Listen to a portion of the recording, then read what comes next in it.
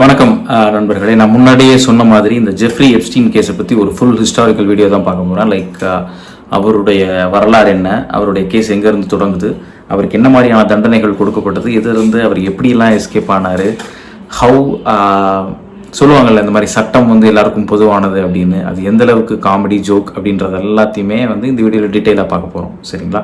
This is going to be a full length video. First Jeffrey Epstein அவரோட background என்ன. அவர் வந்து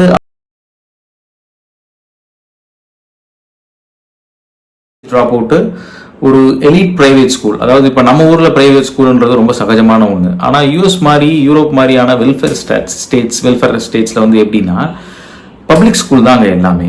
private schools R இதெல்லாம் வந்து ரொம்ப எப்படி சொல்கிறது, எலீட்டான ஆட்கள் மட்டும்தான் படிப்பாங்க. அங்கே பெரும்பாலான மக்கள் தொகை வந்து பப்ளிக் ஸ்கூலில் தான் படிப்பாங்க. பப்ளிக் ஸ்கூல்லே அவ்வளோ வசதிகள் இருக்கும். அந்த மாதிரியான பப்ளிக் ஸ்கூல் இல்லாமல் ஒரு எலீட் ப்ரைவேட் ஸ்கூலில் டால்டன் ஸ்கூல்னு நினைக்கிறேன், டால்டன் ஸ்கூல் நியூயார்க்கில் ஒரு மேத் டீச்சராக இருந்திருக்காரு. இங்கேருந்து தான் கேள்வி ஆரம்பிக்குது, ஒரு சாதாரண மேத் டீச்சர் இன்னைக்கு எப்படி இவ்வளவு பில்லியன் கணக்கான சொத்து சேர்த்துருக்காரு அப்படின்னு. ஸோ அதில் பார்த்தீங்கன்னா 1970 80 வரைக்குமே வந்து பார்த்தீங்கன்னா அவர் வந்து ஒரு ரியல் எஸ்டேட் புரோக்கர், ஒரு ட்ரேடர், அந்த மாதிரி ஒரு இது பண்ணியிருக்காரு. திடீர்னு பார்த்தீங்கன்னா ஓவர் நைட் ஒபாமா மாதிரி திடீர்னு பார்த்தீங்கன்னா ஒரு குறிப்பிட்ட ஸ்டேஜில் ஹி ஹஸ் பிகம் லைக் ஒரு பிரைவேட் வெல்த் மேனேஜர்.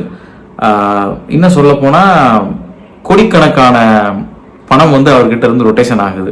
அதாவது ரெண்டு விஷயம் சொல்லுவாங்க. இப்போ ஷேர் மார்க்கெட்டில் இப்போ நான் வந்து இன்வெஸ்ட் பண்ணுறேன்னு வைங்களேன், நான் வந்து என்னுடைய பணத்தை இன்வெஸ்ட் பண்ணுறேன் அப்படின்னா நான் வந்து ஒரு இண்டிவிஜுவல் இன்வெஸ்டர் இருக்குது, ட்ரேடரும் இருக்குது. ட்ரேடர்னா போட்டு மங்காத்த ஆடுற மாதிரி. எப்படின்னா இன்னைக்கு விற்பாங்க, இன்னைக்கு வாங்குவாங்க, எப்போ அது விலை அதிகமாக உடனே விற்றுருவாங்க. ஸோ இந்த மாதிரி ரெகுலராக ஆடிட்டே இருப்பாங்க. இதில் ஃபியூச்சர்ஸ் அண்ட் ஆப்ஷன்ஸ் அது இது நிறையா இருக்குது. அது ஒரு தனி ட்ராக், அது இன்னொரு நாள் பார்க்கலாம். பட் ட்ரேடிங் அப்படின்றது ஒரு சின்ன லெவலு. ஆனால் ட்ரேடிங்கில் இருந்து வெல்த் மேனேஜர் அப்படின்றது இருக்குது பார்த்தீங்களா, இது வந்து பெரிய லெவலு. என்ன லெவலு அப்படின்னா இது வந்து என் காசு உங்கள் காசு இப்போ எல்லாத்தையுமே எடுத்து மியூச்சுவல் ஃபண்ட்ஸ் விளையாடிட்டு இருக்காங்க தெரியுமா. மியூச்சுவல் ஃபண்ட்ஸ் பெட்டு கட்டி, மியூச்சுவல் ஃபண்ட்ஸ் வந்து நம்ம கவர்மெண்ட் யார் பேரெல்லாம் போட சொல்லுதோ அதெல்லாம் போட்டு அந்த கம்பெனிலாம் காப்பாற்றிட்டு இருக்காங்க. ஒரு சின்ன எடுத்துக்காட்டு சொல்லணும்னா, எஸ் பேங்க்னு ஒரு பேங்க் இருந்த போது அந்த எஸ் பேங்க் திவாலாகிற ஸ்டேஜில் இருந்த போது அந்த எஸ் பேங்கை கொண்டு போய் ஸ்டேட் பேங்க் தலையில் கட்டினாங்க. அந்த எஸ் பேங்க் ஸ்டாக்ஸ் எல்லாம் நிறைய கொண்டு போய் மியூச்சுவல் ஃபண்ட்ஸ் தலையில் கட்டினாங்க.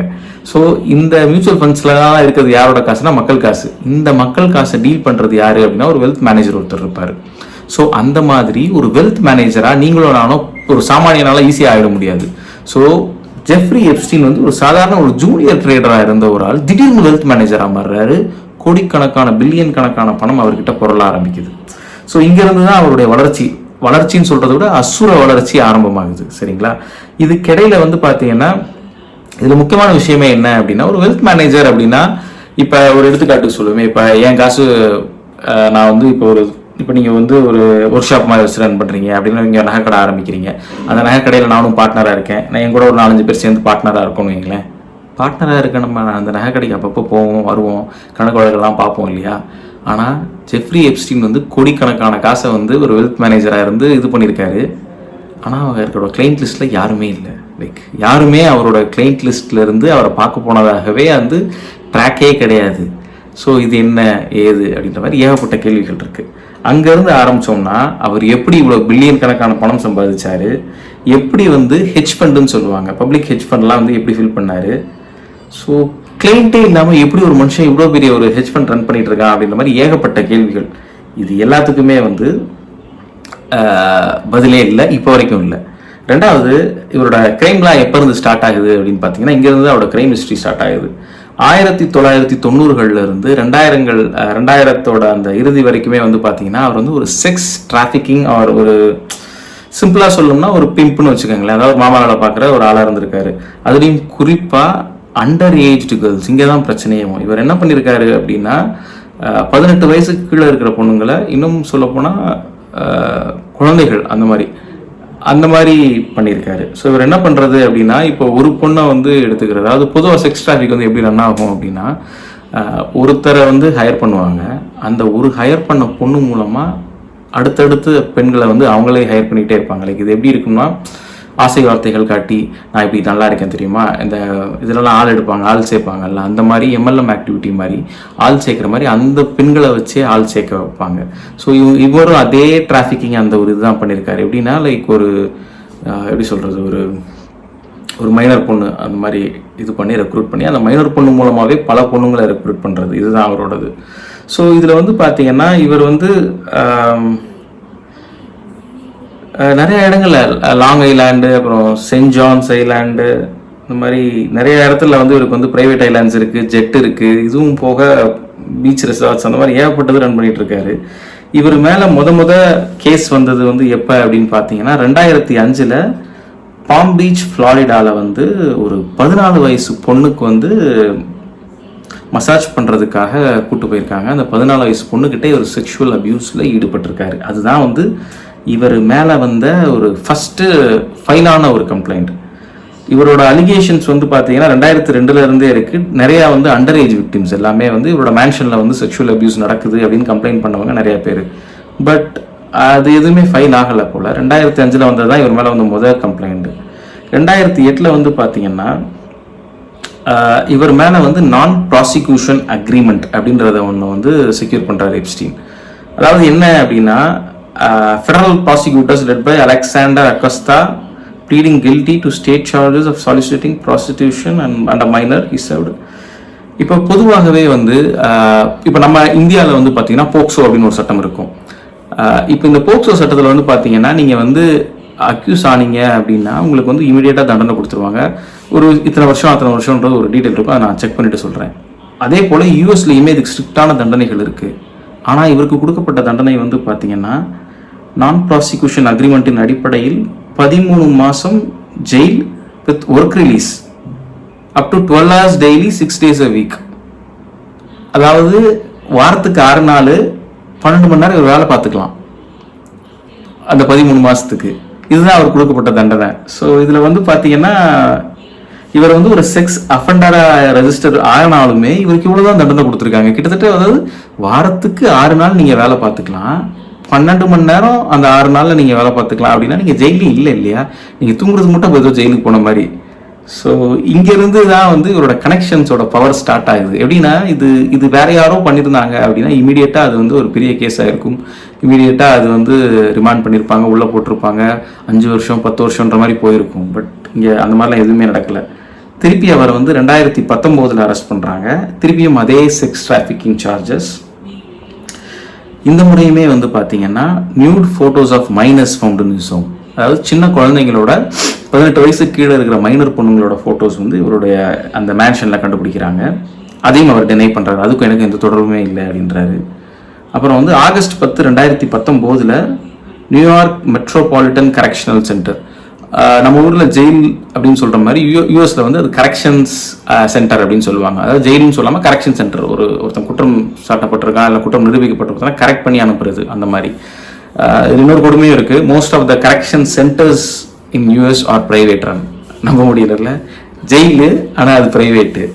ஸோ அந்த மாதிரி இந்த நியூயார்க் கரெக்ஷன் சென்டரில் அவர் வந்து சூசைட் பண்ணிக்கிட்டாரு. ஜெயிலில் வந்து பார்த்தீங்கன்னா அந்த ஜெயிலில் வந்து 24/7 இது இருக்கும். அதாவது சிசிடிவி இருக்கும், செக்யூரிட்டிஸ் இருப்பாங்க, எல்லாருமே இருப்பாங்க. ஆனால் அது எல்லாத்தையும் மீறி அந்த அன்னைக்குன்னு பார்த்து திடீர்னு பார்த்தீங்கன்னா ஸ்டாஃப் ஷார்ட்டேஜ் வந்துருச்சு. செல்மேட் வந்து அவர் கூட இல்லை அன்னைக்கு. இதுவும் போக கேமராஸ்லாம் உடஞ்சு போயிருந்திருக்கு, நிறைய பாலிசி வயலேஷன் இருந்திருக்கு. ஆனால் அதையெல்லாம் தாண்டி அவர் தற்கொலை பண்ணிக்கிட்டாரு. இப்போ அவருக்கு என்னென்ன கான்ட்ரோவர்ஷியலான ஜட்ஜ்மெண்ட்லாம் வந்திருக்குன்னு பார்க்கலாம்.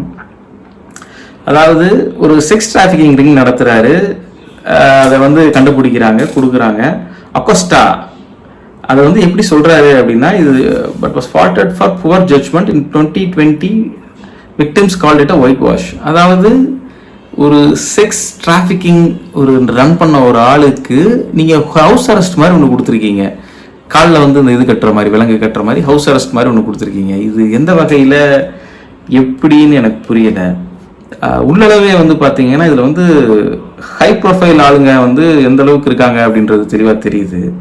ரெண்டாவது, இவர் வந்து இந்த கேஸ்லலாம் அலிகேஷன்லாம் இவர் மேலே இருக்குது, ப்ரூவ் ஆன அந்த டைமில் கூட திரு பில் கிளின்டன் அவர்கள் வந்து இவர் கூட ரெகுலராக மெயில் கான்வர்சேஷனில் டச்சில் இருந்திருக்காரு.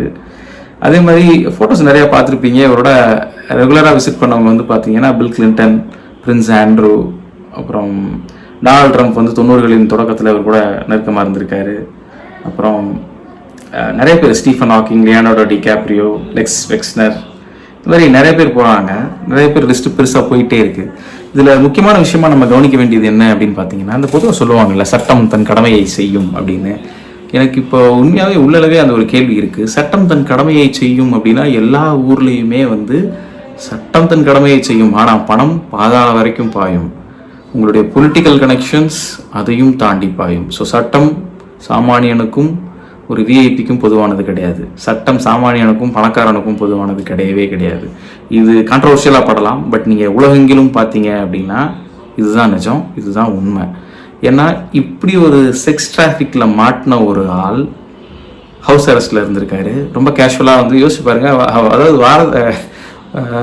வாரத்துக்கு 6 நாள் 12 மணி நேரம் அவர் வந்து வெளியில் வேலை பார்த்துக்கலாம். அந்த மாதிரி இதுக்கு பேர் ஜெயிலுன்னு எப்படி சொல்ல முடியும்? ஸோ இந்த மாதிரி ஒரு வாழ்க்கை வாழ்ந்திருக்காரு.